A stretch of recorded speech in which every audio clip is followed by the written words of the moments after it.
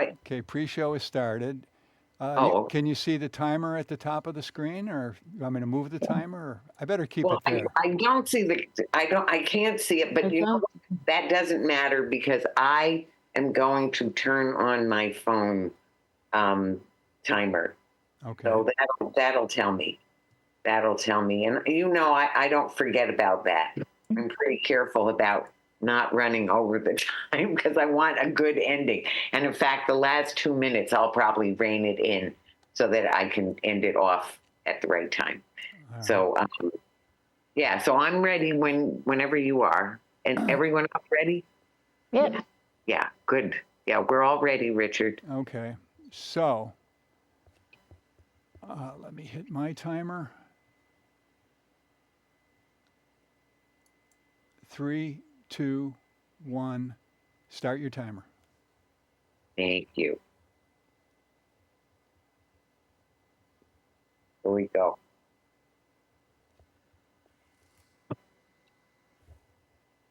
Welcome to Talking Peace with the Western New York Peace Center, being recorded here at Think Twice Radio in the home of the future, also the home of our friend and producer, Richard Wicca.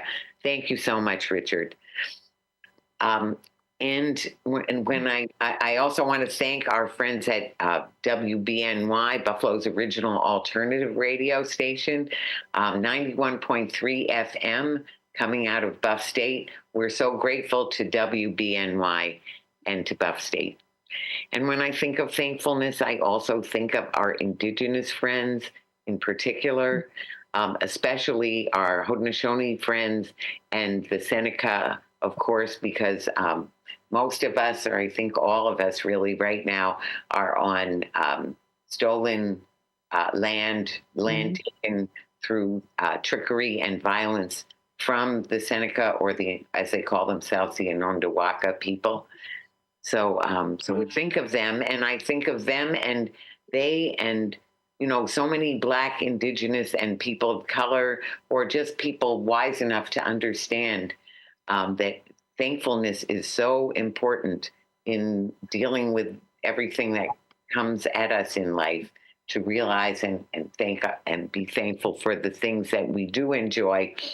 And so the Haudenosaunee start every event off with a ganonyo, or a Thanksgiving address, where they thank all the people that made the gathering possible, and they thank Mother Earth for giving us everything we need for a good life here on this earth. They thank they are thankful for the living waters that are 70% of our own bodies, that are so critical and so key to life on this planet, just existing at all, and give us so much beauty and life itself. Mini Wachoni, water is life. The entire To all the plants and animals, plants that are nutritional or medicinal, and then so many animals, wonderful animals of all kinds, the swimming creatures, crawling, four-legged and flying creatures that give us so much. And then the trees, of course, are vital to everything. Besides the beauty they give us the very oxygen that we need to exist, and so many ways that they help us and serve us. So much we can enjoy from the trees. And then there's the sky world, so including brother, sun, grandmother, moon, and the whole sky world. And then, of course, there's the creator and the love that makes it all possible, and that makes it all keep coming around, that animates it all, really. And so then they would say, that the leader would say Nyahweh, which means like glory to the creator, and the people say Nyo, or thanks to the creator. So Nyahweh. No.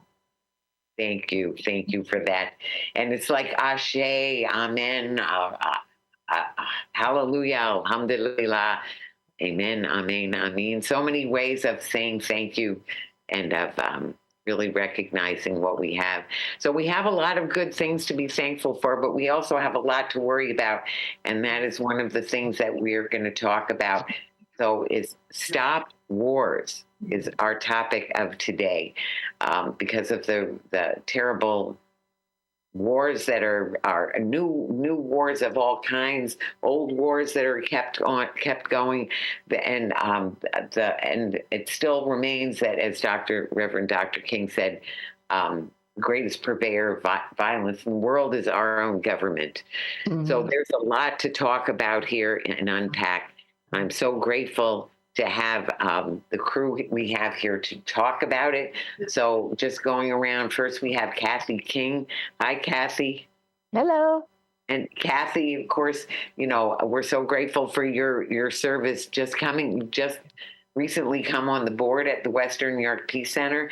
And of course, you're directing StandUp Western New York, which does wonderful work, especially with lots and lots of postcards, just thousands and thousands of postcards to help direct things and help people understand what's really going on. So Yeah. Kathy, thanks for coming. Yep. Thank you. Thanks for having me. And we will have, shortly, Mohammed Osman joining us. Not quite yet, so we'll wait. I'll just introduce that he is a wonderful advocate and communicator leader in the Bangladeshi community. So we're very grateful that he's going to come, even though it's Ramadan right now. And then last but certainly not least, Melanie Roque. I think I can say friend of the show. This is your second time on the show. Yeah. Melanie's the president of Niagara University Peace Action. Welcome, Melanie. Thank you. Thank you for having me. Oh, thanks so much for coming on. Mm-hmm. So we're grateful to have you all here to talk about this. And so let's just start, as we're saying, our topic is Stop Wars. And we have a very nice graphic that actually came from John Lennon's work against war. So anyway, if you've seen that graphic, and if you haven't, maybe you'll see it at the protest we'll talk about later. But anyway, in any case, so when we think about stopping wars or rallying for peace, which is same and part and parcel of the same thing, that what are the values that you think of? So we'll start with you, Kathy. Okay. Well, I always think of nonviolence is always comes to mind. It's just that because war should never really be the first option. It should always be, it should be like all else, but maybe I don't even think it should be an option, because there's always, at a point, there's always a time where we can resolve these issues without having to resort to war. And especially in this situation where it seems more of it's unjust war.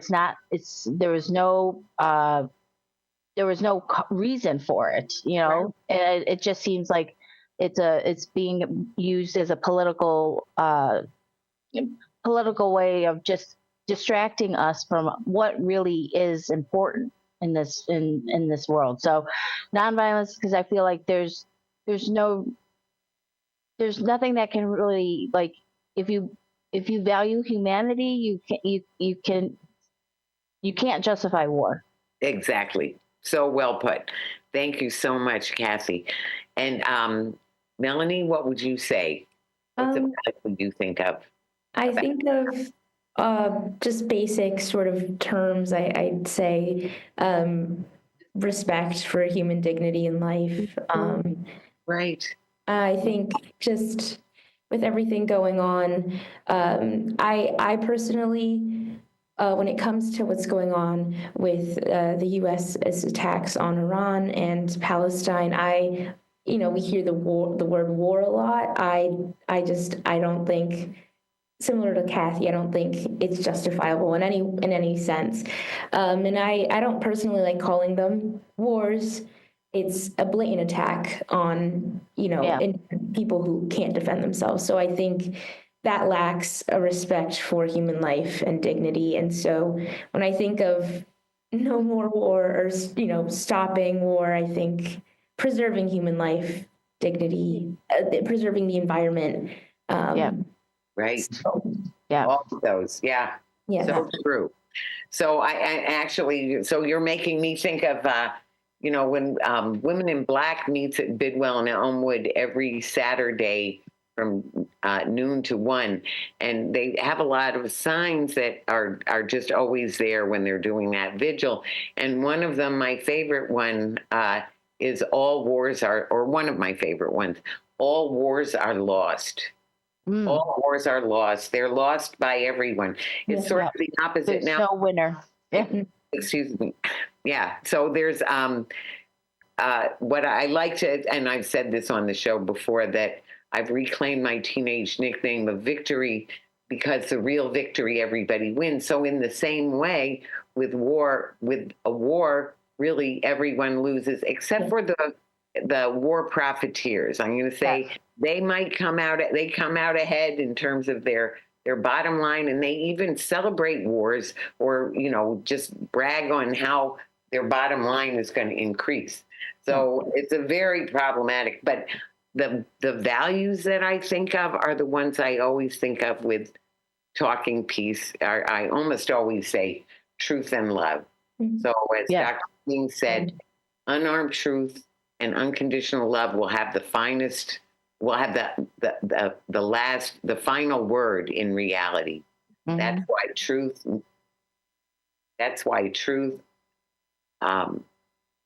temporarily defeated, is stronger than evil triumphant. So truth and love. So on that note, I don't know if Mohammed is able to join us yet. If you are, Mohammed, you could add in some values that you want to share. And if not, then then we'll just go on to just. So we were just starting to say, for people who don't know what's going on, a little bit of nuts and bolts, what is going on. So I'm going to say, when the bombs started falling on the wee hours of April 28th, it was illegal, immoral, foolhardy, and absolutely criminal. So if we can go talk a little bit about, both what was going on, what wasn't going on, why there wasn't any call for war, why this was a war of choice and aggression, and so what some of the consequences have been. So, Kathy, go ahead. Well, I think what we're dealing with is that we are living in a authoritarian regime, so right. that just thinks that they can just make decisions and do whatever, so it was nothing that the Congress, Congress didn't authorize it. It was just a decision made. It was made in the, dark of night, like no one. So it wasn't out front. There was no transparency. It was just like, oh, we're now at war. And so I think there's just, for so many reasons, it's just why it's so more important that we as people are standing up to this regime and showing that this is not, and pointing out how this is illegal, how it's that it really, there was no justification, there's no strategy, there's no strategic reason for doing any of this, and all it's doing is bringing harm. So what you said, so Congress didn't approve it, which Congress has to approve the war. Yeah. Then now what else you were saying? There was no justification. So in other words, there was no strategic plan that says, this is why we need. There was no justification that they've given that says that that they so it was the attack. So they were the first to attack. Yeah. Right? So there was no, and they're claiming, actually it's been kind of comical. So if the lies and the ways, as you're starting to say, that different things that have been claimed, like Iran was about to develop a nuclear weapon or something like that, which they've been saying that for 14 years, I think it is. Yeah. And well, it's even been since, and then the first Trump regime where they, pulled out of the agreement with Right. which then made it more unsafe for us. It didn't do anything, so He broke Trump broke the agreement. Trump broke the agreement. Yeah. Right. That's another thing. Yeah. So, yeah, and there were negotiations going on which were not in good faith. They were just a guise so that they could be scheming to be the attacker, which is Right.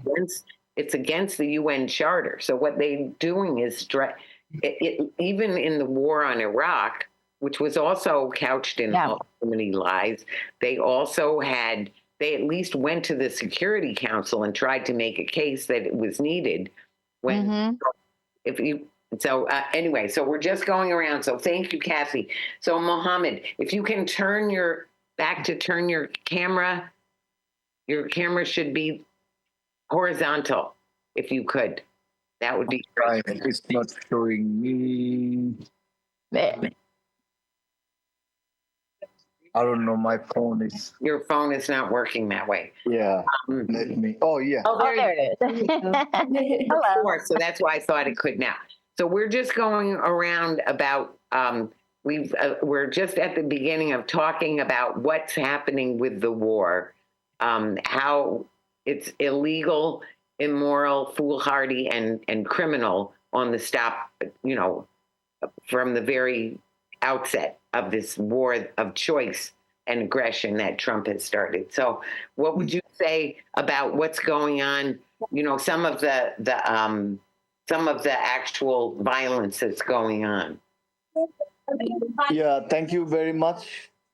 We are saying that there's no war actually bring the peace. You see in the history, the conflict start from the Israel and Palestine, and then the Gaza issues. It's in a decade. So there was no peace. Why there was no peace? No political leaders come out, let them. Everybody fueling actually. And as soon as when I start understanding myself, like 10, 11 years, and like 20, 30 years, I'm seeing this conflict and the news. This conflict, Israel and Palestine issues. But it make me frustration. So there was the peacemaker. Somebody come forward to solve this problem. I see every political leader, they come out who have ability to solve this problem. They're fueling actually. So why the two nations is side by side, they don't have a peace. So we see in a decade, and the political leaders from us, and we are fueling for our own interest. So actually, no. And after that, we see that you cannot change anybody ideology. Like you can kill too many people, thousands of people, millions of people. But what is the ideology? The first time say, oh, if Hamas is going, no more Hamas, the ideology will be changed. So they didn't change, nothing was changed, But until if we didn't let them change their ideology, it cannot be happen. I don't understand the babies from America is the same. Babies in my country, Bangladesh, is the same. Babies Palestine and also Israel is the same. There was no justification. Killing is a killing. Right. The criminal is a criminal. There was no justification. You can kill. And like I condemn about the 1,100 people killed on Israel, then how many 75,000 was killed, and so the killing has no justification. We want a peace between two nations and come forward. Who gonna let them sit down and make the peace again? Yes, thank you. And now what are we seeing in the Middle East?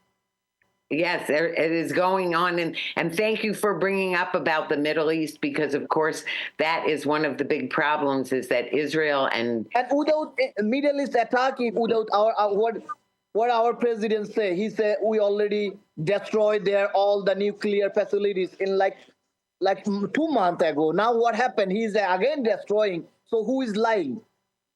Thank you. Yes. Okay, so now let's go to Melanie. Melanie, what is your thought about all of this, and any information you want to add about some of the occurrences? Well, I'm not an expert, but just No, that's all right. it's been very chaotic and just very disheartening to see what we've been seeing on the news and just everything going on. I think back like to the school, I believe, of that was unfortunately targeted and bombed in Iran, and all the children who passed away and like were victims of that. And that sort of, there's no justifying, there's no rationale behind these sort of lackluster, I guess, strategic, put in quotes, kind of attacks or, operations. And it really like shows, and I guess shows the, lack of empathy we have here in the US, especially our government officials, unfortunately. And I can't add much in terms of like, what exactly is going on, but it's certainly like really disheartening to see, and you sort of feel a bit, I guess, hopeless when you go on the news here at home and you watch, children and families being, destroyed for nothing. So it's very chaotic, and there's no rhyme or reason, no strategy, and that's the scariest part to me is just it sort of seems lackluster, and Actually, I think you hit the nail on the head when you said, the lack of empathy, because it's in fact so unbelievably cruel and not strategic. So there's no possible strategic reason for hitting a girls' school, except unless if you really you just want to inflict pain and grief on people. So 140 children, young girls that died, in that attack. Yeah.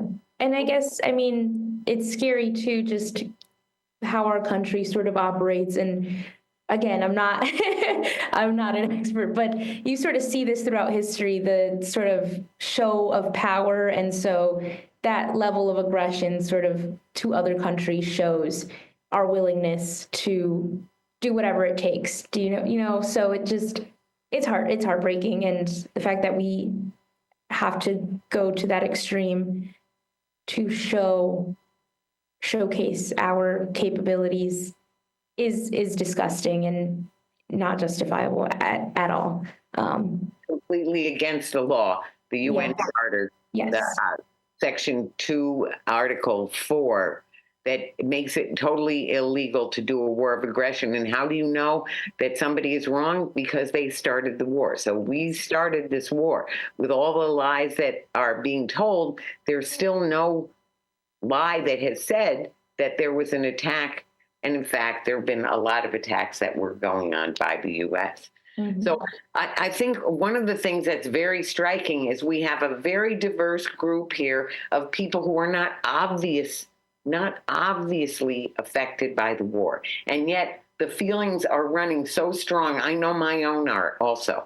So if we can go around and just say, like, why do you care? How does this affect you personally? Why and how does it affect you personally? So we'll all each get a turn. So to just briefly tell how you're feeling about it, and we'll go around like that. So Kathy first, and then we'll go around the circle. Kathy, go ahead. Well, I just get angry about just that there is no that life. It seems like human life is just being taken like for granted, like it's like nothing. It's just collateral damage, or it's just something, and it's just so nonsense that there's no sense. It doesn't value the just human life and who we are as people. So also it doesn't make us safe. It doesn't make us any safer. Like and instead America's being isolated from all the other countries in the world because they don't want to deal with us. They think, because, and it's frustrating is that the current regime is kind of representing American people, but the majority of us do not have the values that, or lack of values that the administration has. So we're paying that cost. Mm-hmm. Also, the resources that are being taken from other programs, other things that are more essential to our daily life and the survival, and is being taken and put into other things. And it's I always think it's just so disgusting to think, like, there was the article in the Beast the other day that talked about how Pete Hegseth were just spending in the Department of Defense spending thousands of dollars on like lavish luxury items because they have to spend this money, and that's our money. That's our tax dollars money. Right. And I just get angry that we're paying the cost. We're ultimately the ones that are going to be paying the cost. And it's not just going to be, in the next year. It's going to be, generation. It's have generational impact. Right. Thank you. So those are a lot of good reasons, and they're very troubling and very important. Mohammed, the things that make you care about what's going on and how it affects you personally. Yeah, thank you. First of all, when we see this, we are representing to the same blood. We all are living in the same roof, which made by God, and He created us. He created us a different nation, different ethnicity, different religions, to know each other, culture, to learn everyone. So He can make everyone in the same religious. He can make anyone can be a same country. But God didn't make us as the same country. He make us different country. So our control, where I born, is not my control. It's controlled by the God. He sent me somewhere. So whenever we are representing to the God, and we have to talk about the justice, we have to talk about where is injustice, we have to talk. If you see something, say something. Doesn't matter if my dad do something wrong, I have to say, Dad, you did this wrong. So what's going on right now to gaining the power? How much power does America need right now? We are the powerful country in this world. We are powerful in the arm. We are powerful everything. So how much we need in the Middle East? And America, we don't have any plan actually. You see my home, my city in Buffalo. How many problem in Buffalo? People have no food. People have no home care. People have no. They don't have a food stamps. They don't have housing issues. We have a lot of issues. So we don't have this money. Our government have no money for solving these issues. Our government has millions, billions of dollars every year expending the war. What gonna bring us? Is the war bring us food? War bring us anything? No, nothing. War is history. The president, he's thinking right now we're gonna gain something for world power, but you see 20 years later, everybody have to be accountable by the judgment of the people. So they're gonna judge it. We see the 20 years, 40 years, 30 years before Iraq-Iran war, we said they have a nuclear open, but we killed the Saddam Hussein for his nuclear open. Then what happened? We find there was no nuclear. Now again, same mistake we are doing. For this country, we are hitting, we are killing everyone. They have a nuclear open. But if we don't find anything, and we say, couple of months, we say we already destroyed their nuclear open. But now again, what we destroyed in nuclear open, now still they have it. So what the war for? And we kill 160 people, children already. If any children of America, I'm a dad of 3 children. We understand how how painful for children, you know. Yes. So and everywhere. So we don't want to know war. We need our government see our people here. We need money here. We need to build our infrastructure. People have too many issues in our internal. So we don't need to be going external and doing somebody. And I think America has no reason to war, and their war for Israel. So this is war. I don't think that the war need for American people. Right. Thank you So so they're much. fighting for someone. Yes. Yes, thank you so much, Mohammed. You're so right about all of that. I can't help thinking of the somewhere between 750 and 900 military bases. And there are countries that are coming to our side only because they're being partly occupied by US, who has a military You base see, right in their country. I have more than 100 family members living around the Middle East, and we have from my home country in Bangladesh, there was like 10 million people living on the Middle East. Everybody is in danger. Our people in danger without any plan. War need a plan. Maybe 1 year, so you talk, but they're on the table. They are on the feast table. If we can make something by the feast by talking, why we need to bomb and expending our trillions of dollars and our troops, our all the fighters, all the army, they're on danger too. Their life on danger, and our people in Middle East, millions of people, American people in the Middle East also, they are living. They're also danger. Right, right. You're Yeah, so right. without And Melanie, so what about you? How is this affecting you? What makes it affect you so much? I'd agree with what has been said already. I mean, Right, of course. everybody has had sort of hit the nail in the coffin there. But no, I think it is very it's petrifying to witness what's going on. And if you have any sort of level of empathy or, compassion, it's disgusting, and you feel kind of just stuck watching what's going on.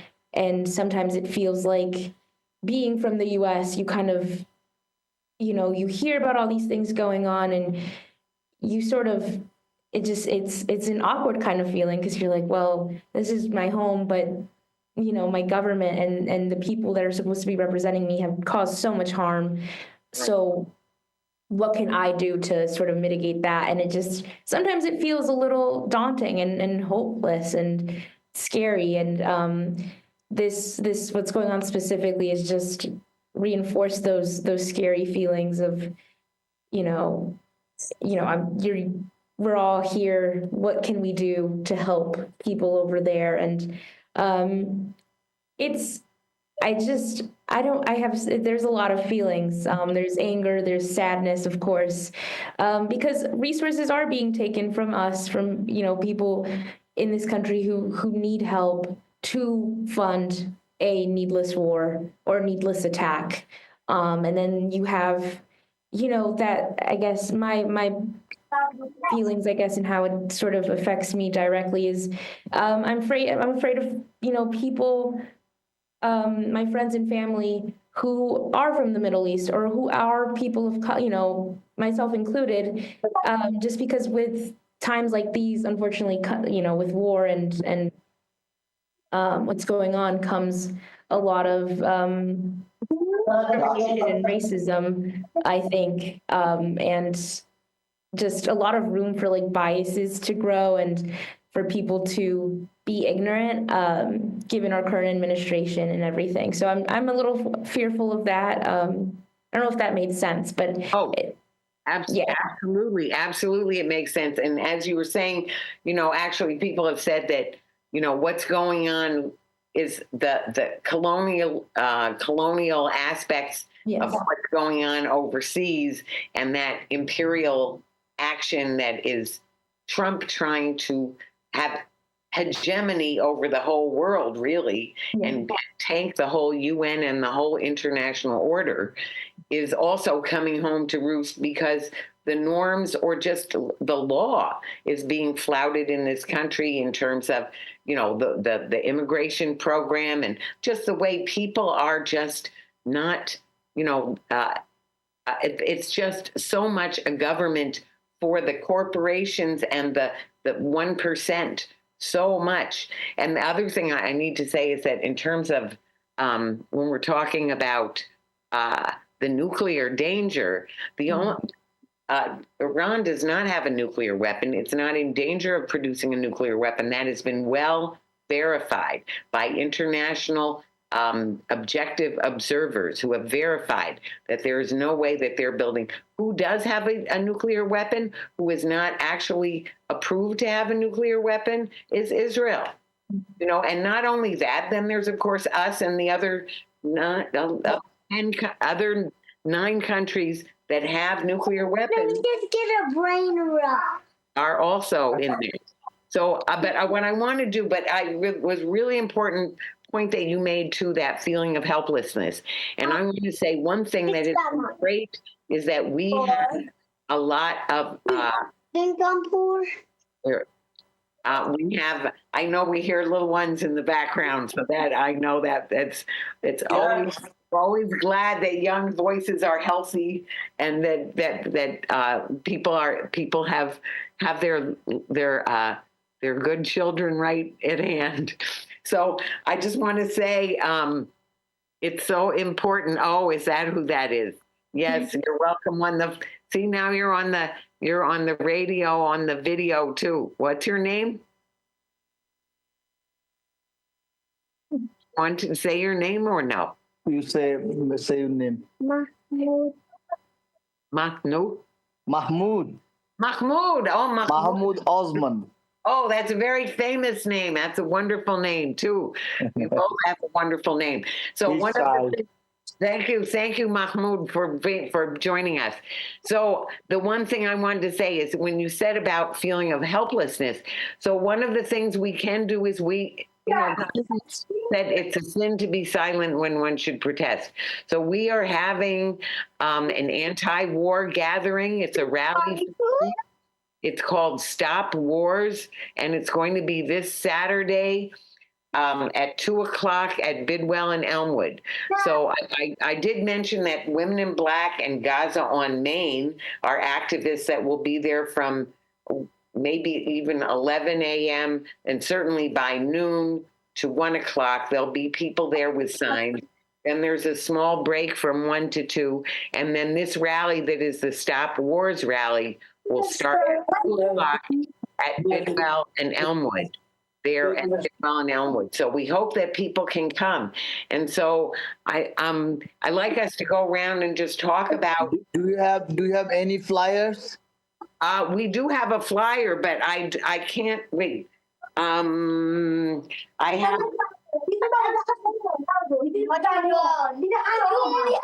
We have this. What we have. First of all, you can see it on our social media, but also. Okay. I don't know if you can see this or. No, we can share our social media. So a lot of people will join. So well, if you go to the Western New York Peace Center, any of our social media, it's on there.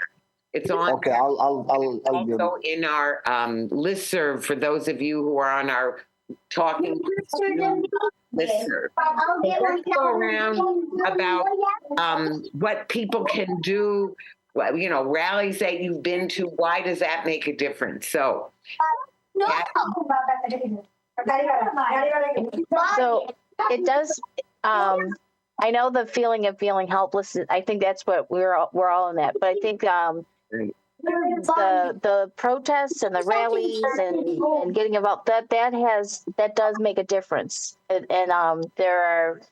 I think it just makes you feel like you're going out and you're actually around people that have the same feelings and values that you have, that you can kind of, show some resistance. And I think the more people we get involved in the resistance, I think that's going to help. That does make a difference. I think that in small ways and big ways, but I think we just have to be involved and get involved. Right, in all kinds of ways. And you want to talk about StandUp Western New York and some of the ways that you all get involved, especially in the nonpartisan, because you're a 501c3, so I know you have a mix mix of Yep. things that you do. Well, we do postcards. We also have like weekly actions that we inform people of. We Okay. partner also with other groups in Like- the area to kind of amplify the message and support what other groups are doing. So other groups are specialized in, let's say, going to doing town halls and doing visits to congressional offices, Sure. phone calling, so like there's a lot of stuff that we are doing. And I think the other thing we're doing too is as a group, we're meeting with our members and getting some creative ideas of focus on protecting the right to vote. There's a lot of things that are in jeopardy right now that we need to focus on. So the point right now is to figure out like what is the not everything is a priority, but we have to figure out what we need to do and what we can manage and handle and just get involved. Well, we're so grateful for collaborating with you. StandUp Western New York collaborating with the Western New York Peace Center. Yes, and we have a lot of things going on all together just in Western New York. Mohammed? Yes. So just some of the ways that you, if you've been to any, the things that you do to get more involved, ways that people can help. And so the fact that you even said, oh, do you have a flyer so that you can share it out? That is one way that people can help. So if you want to talk a little about other rallies or other efforts that you've been involved in, how people can help. Yeah. Basically, I'm working for bridging the gap between all the communities we see in a Buffalo, especially this Bangladesh community. They have more than 40,000 people living in Buffalo, Bangladesh community, more than decade.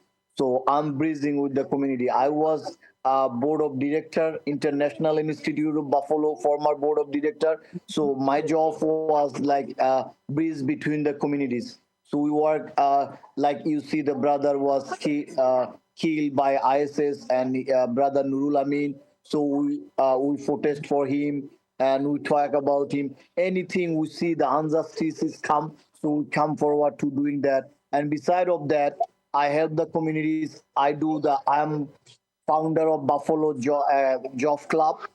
Buffalo Job Club. So I do the job fair every month in different location, and I have a lot of collaboration with the New York Department of Labor and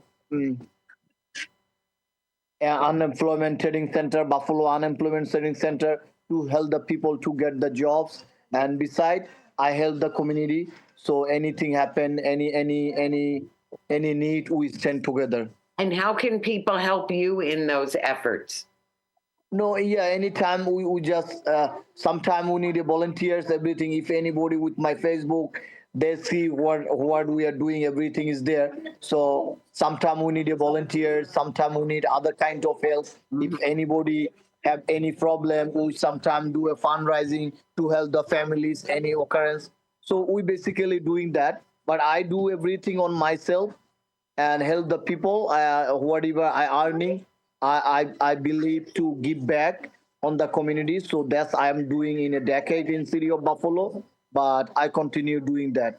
And I'm helping all the organization. I'm working with Buffalo Fathers, Buffalo Fistmaker, Back to Basic. I'm volunteering with them, and MBF, Most Valuable Parents.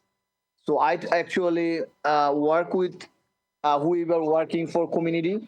I try to support my Right. best level. Yes, there's so much to do.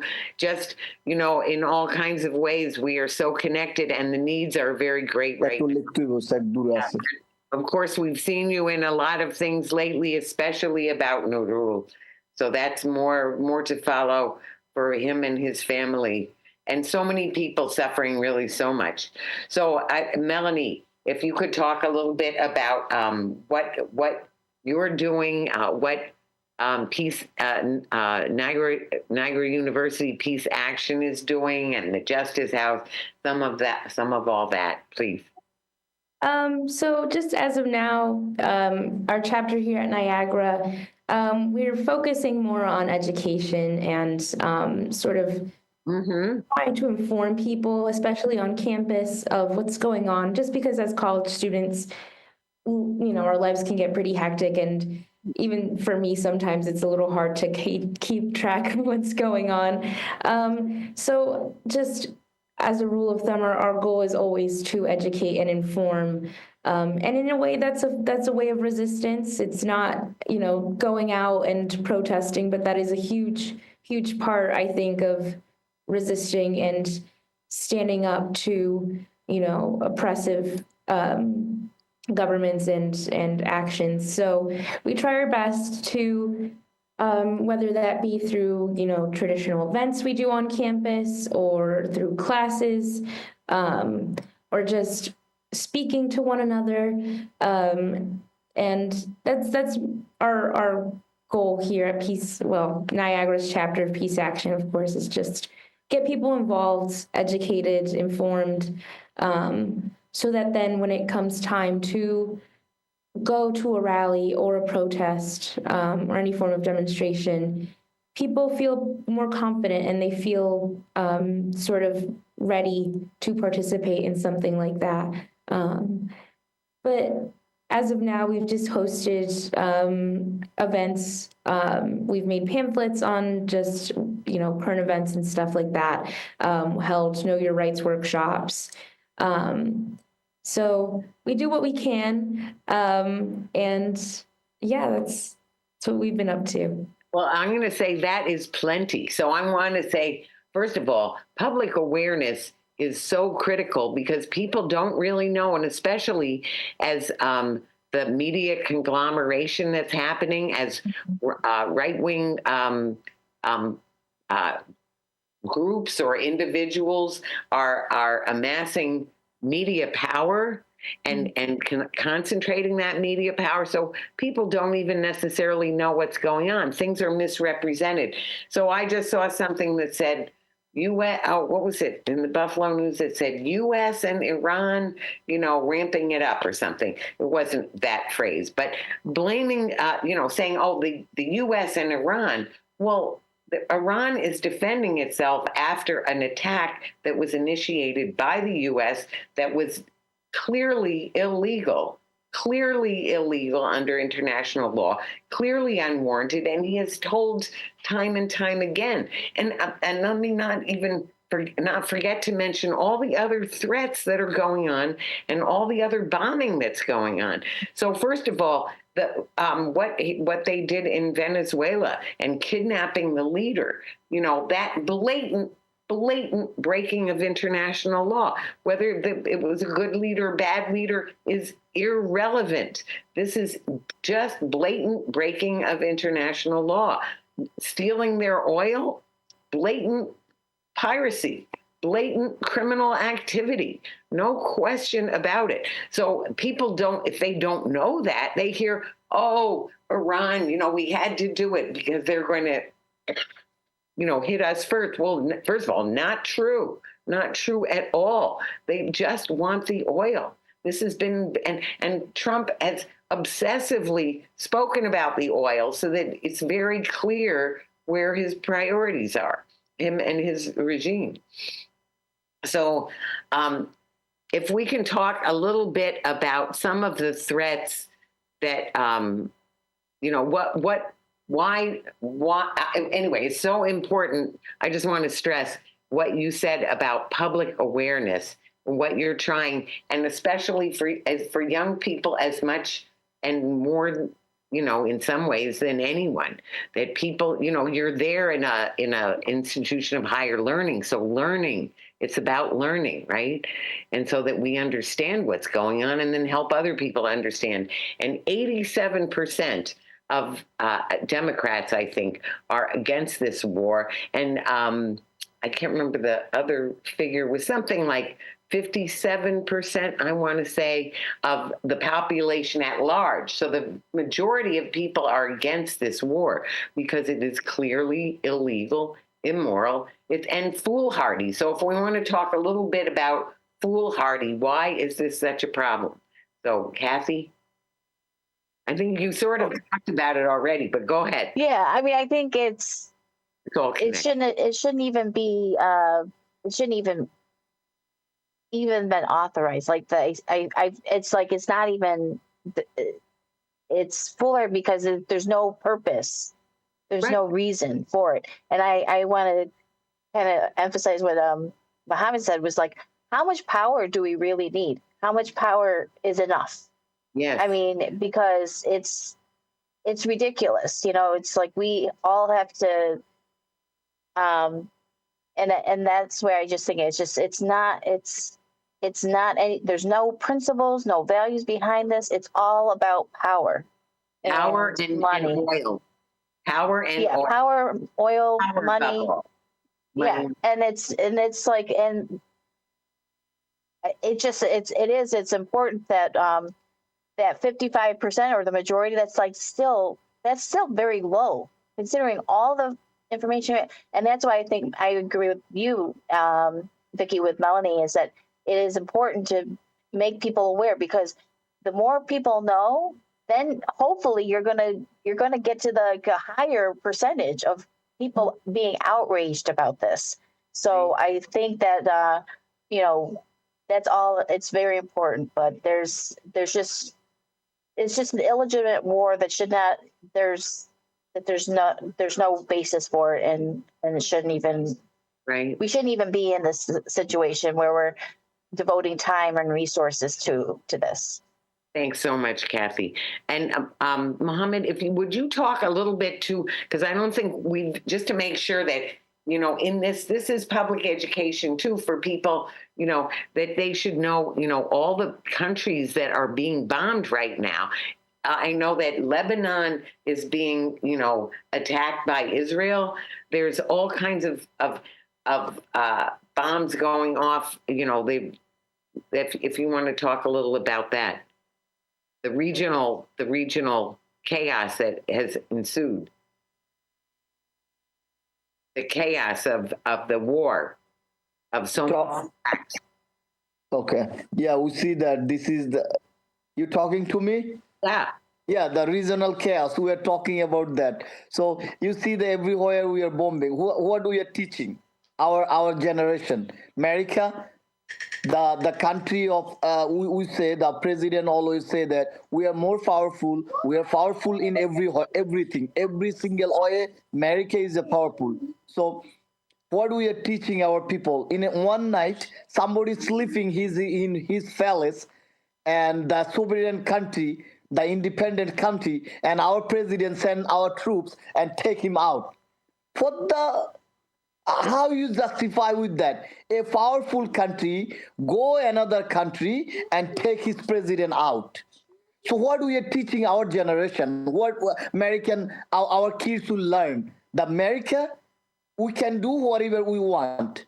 We don't care about the law. We don't care about the international law. We don't care about the humanity. And America also, this country is more than humanity and all other country. I myself always say that this country never see anyone undocumented, never see anyone. If they need a treatment, any 911 you call, the hospital don't see you have money or not, they're gonna treatment.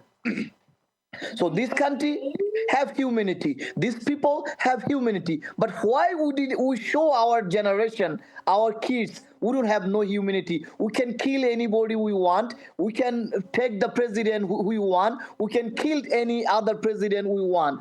So now the chaos in Middle East, you see, every country.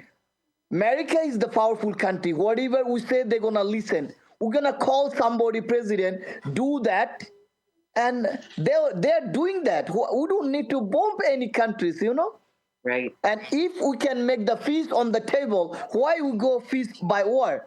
We have our internal lot of problem. Our people, we cut all the Medicaid, we cut the food stamp.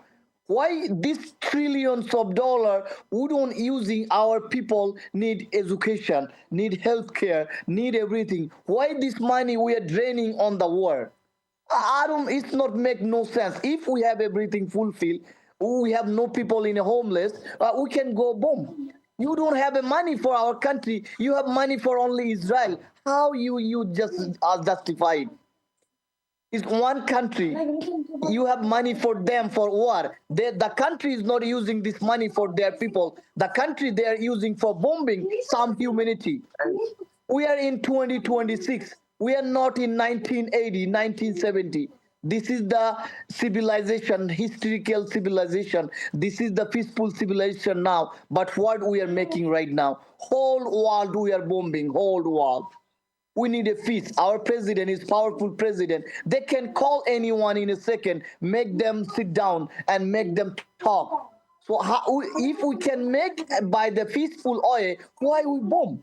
Right. No, it's just actually, I can say one reason is because the war profiteers and the bomb manufacturers, if you don't use the bombs, you don't need to buy more of them. But anyway, there's part of that.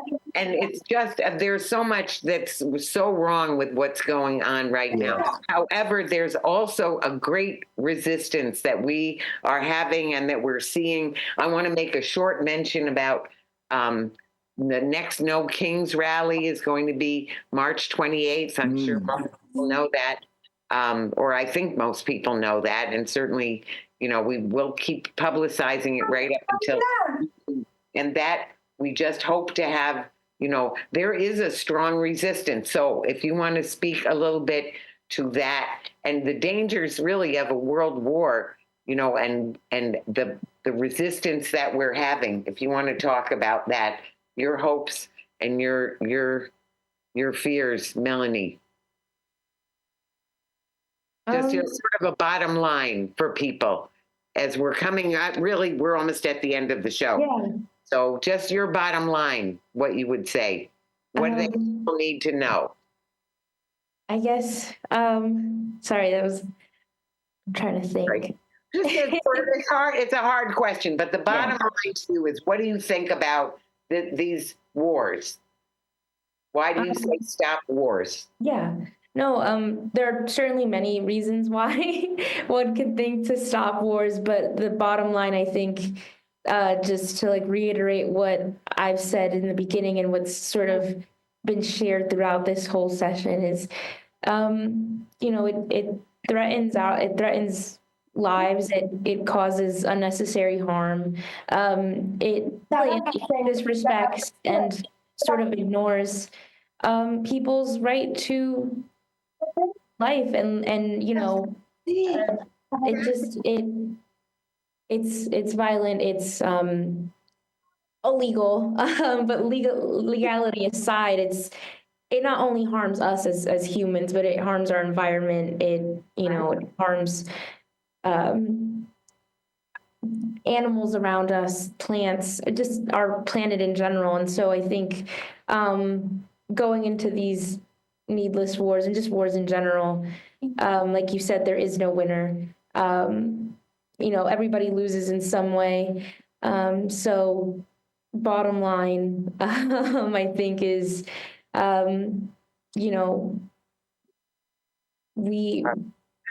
I think we need to continue resisting because it threatens us. It threatens, our friends, our family, our pets, our environment. Very good. Yeah. You're so right. So thank you so much. So it's clear we want to stop the wars. It affects all of us. We're all interrelated and interconnected. This very earth that we're on, we're all interrelated and interconnected. So we need to stop this madness, and we're doing what we can, and we'll get there because we have the people power. I'm going to say people power is a force more powerful. Being right about caring for each other and Mother Earth, people on the planet, is what we're doing. So I'm just so grateful for each of you, for all your caring, for all your sharing, for all your coming on this, for all your work all the time. I want to say we're so grateful. This is Talking Peace, and together we've been talking peace in truth and love. Thank you. Thank you. Thank you.